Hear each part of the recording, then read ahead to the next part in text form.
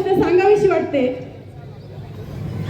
आपल्या भारतीय जनता पार्टीचं केंद्रामध्ये सरकार आहे, भारतीय जनता पार्टीचं राज्यामध्ये सरकार आहे।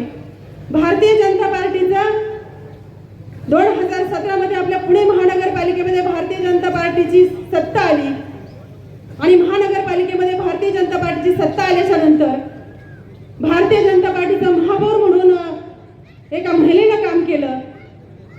आणि आपला जर पुण्याचा विकास जर म्हणायचं झालं तर आमचा नौका जरी आम्ही नगरसेवक म्हणून निवडून आलो तरी माननीय योगेश अण्णा टिळेकर यांच्या माध्यमातून कामाचा अनुभव त्यांनी पाहिला आणि जरी नौका असेल तरी त्यांनी पहिल्याच वेळेस महिला बाल कल्याण समिती म्हणून मला महिला बाल कल्याण मध्ये काम करण्याची संधी दिली।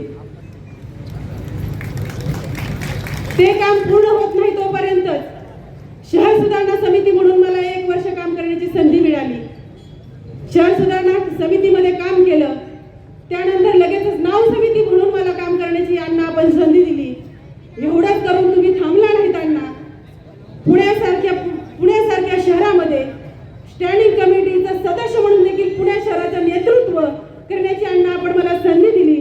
तुमचं जेवढं कौतुक करावं तेवढं कमीच आहे, कारण की अनेक वर्ष भारतीय जनता पार्टीचा कार्यकर्ता, घरावरती दगडफेक झाली, संघर्ष झाला, हातपाय तुटली, तरी पण कोणत्या इकडे तिकडे पक्षामध्ये जाण्याचं तेव्हा तर 2007 मध्ये 2012 मध्ये आपल्या भारतीय जनता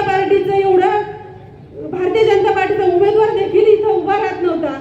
तेव्हा देखील दुसऱ्या पक्षामध्ये खूप काही वर्चस्वाची लढत होती, परंतु भारतीय जनता पार्टीचा कार्यकर्ता आणि आम्ही सुभाष जंगले असतील आणि मी असेल आपण कुठेही गेलो नाही आणि म्हणूनच आपण 2012 मध्ये आपल्याला पराभव माहीत असून देखील आपण निवडणूक लढवली आणि 2014 मध्ये आपण आमदार झालात आणि 2017 मध्ये पुणे महानगरपालिकेची निवडणूक झाली आणि निवडणूक झाल्याच्या नंतर तुम्ही आपल्याला एवढी संधी दिली।